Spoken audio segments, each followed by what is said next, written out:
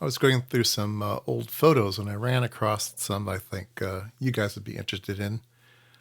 So this photograph dates to about 1980. I'm trying to think now.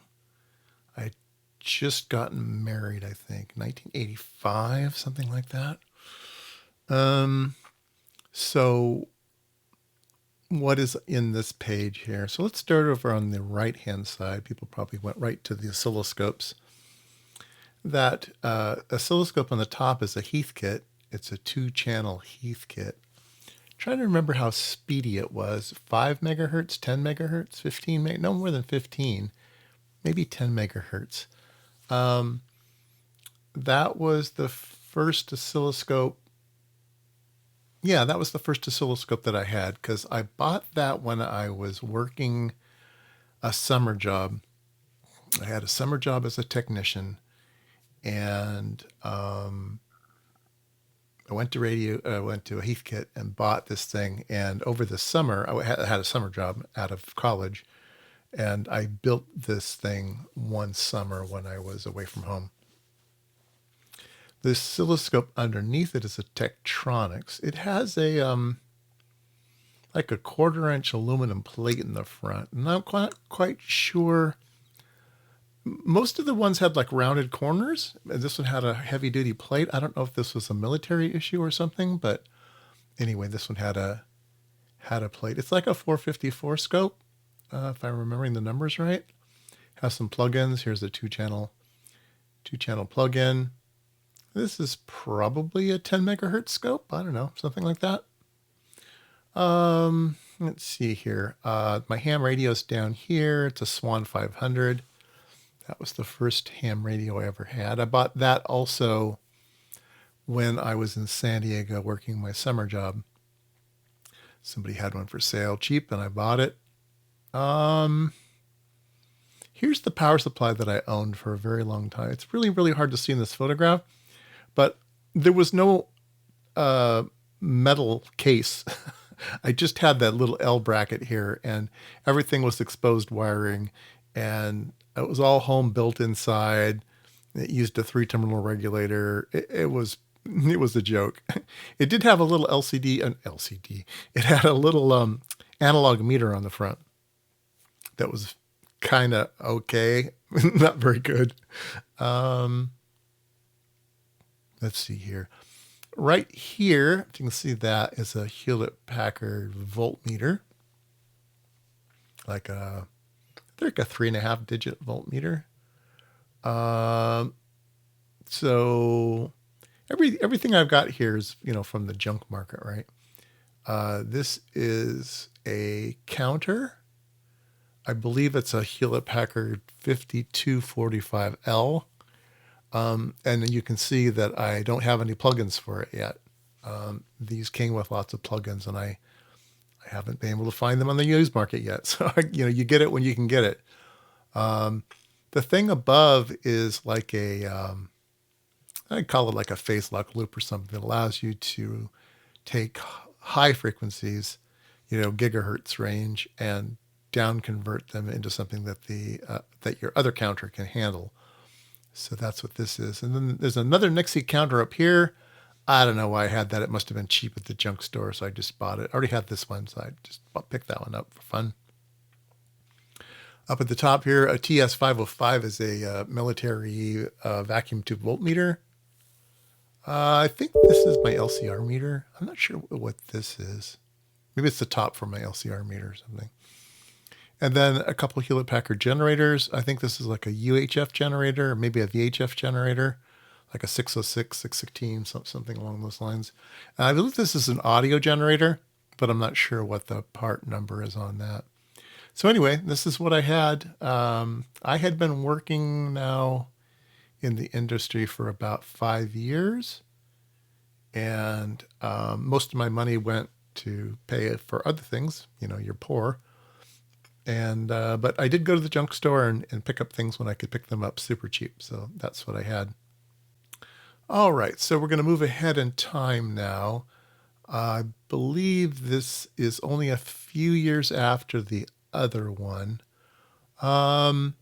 again, that was my main scope, was this was this Tektronix thing here. Now, it looks as though there might be a different scope here on the left that's not in the picture. So I'm not sure what that's all about. And I've accumulated a couple other plugins, it seems. And I've accumulated a rack. So I remember the story of the rack was the Santa Clara division of Hewlett-Packard had a fire marshal come through, and he wrote them up for obstruction in a hallway and told them to clean it out. And a buddy of mine told me that there was a rack that they had needed to throw away. So I pulled my truck up and said, "Can I can I throw this in my truck?" And they said, "Yeah, okay." So I got this. This is an aluminum rack from like an HP 2100 computer. All right, so we go down the rack. At the top here is that counter we saw before, the kind of the cheapy one. And then the next two things are kind of like these phase lock loop things that allow you to look at higher frequencies. Looks like I have a VHF generator. I think this is a military version. I'm not sure if Hewlett-Packard built this, like a 606 military version though. That's what this thing is. This is the 5245L counter, and I now have a plugin for it. I think this plugin allowed you to go up to 500 megahertz. And it looks like I've got some other plugins here. I think this plugin is a time interval measurement plugin. Not sure what this one is. Down here is a Hewlett-Packard 2000B audio generator. I still have that. And then there's a UHF generator way down there. I think that's a surplus military one as well. All right. So a few years after that, this would have been around, so I can see my WaveTech power meter. So this must have been around 1987, 1988, something like that. Maybe we'll call it 1988. So what have I acquired? I've acquired the power meter that I worked on. This is a HP 180 or 182 oscilloscope. It was a pretty nice oscilloscope. They had a really nice big CRT and very, very clean traces on it. I did like this oscilloscope. In general, I don't like Hewlett-Packard oscilloscopes, but this was one of the better ones. I have a Philips oscilloscope here. I never did like this thing, Philips oscilloscope, but obviously I'm using it. I've got probes on it, so it must have been my go-to. I've got another frequency counter now, a solid state one now, none of these vacuum tubes and Nixie tubes and stuff. This one's nice little HP counter. These boxes here are interesting. I remember seeing them at the junk store and they were super cheap, so I bought them. But what they are is they turn your oscilloscope into a digital, what are those things called? Logic analyzer. So this is an 8-channel logic analyzer, and this is a 16-channel logic analyzer. And they display it in XY on your oscilloscope. And let's see here. So that's kind of fun. Okay, let's go over. At the top are some Rakel Dana generators. I never did find plugins for them. I think I threw them away before I could ever find a plugin. Or maybe I sold them or I probably threw them away. This is an audio generator, Hewlett-Packard. This plugin right here is a time interval plug. No, I think that's a scalar network analyzer plugin for the HP 180 mainframe. This is the power supply that I built, so that shows up now. I still have that thing. It's just some fixed voltages and one variable voltage. That's there. I don't remember anything about this thing here. I don't know what it is or why I picked it up.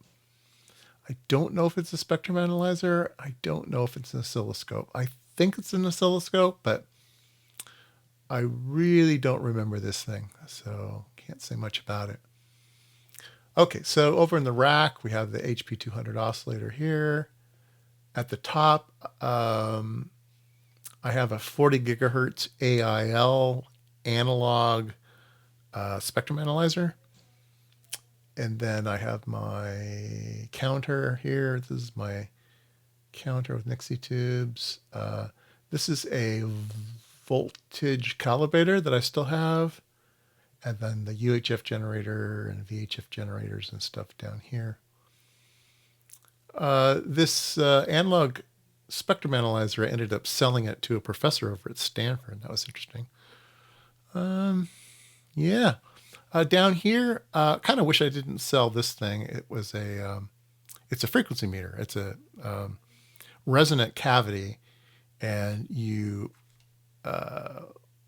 put a signal in it, and the signal comes out, and then you dip the signal with this big knob on the top, and you can actually read out frequencies pretty accurate with these things. And this one, most of these are waveguide, but this one was end connector. It had end connectors on the in and out. Wish I could have kept that one. But you can't keep everything.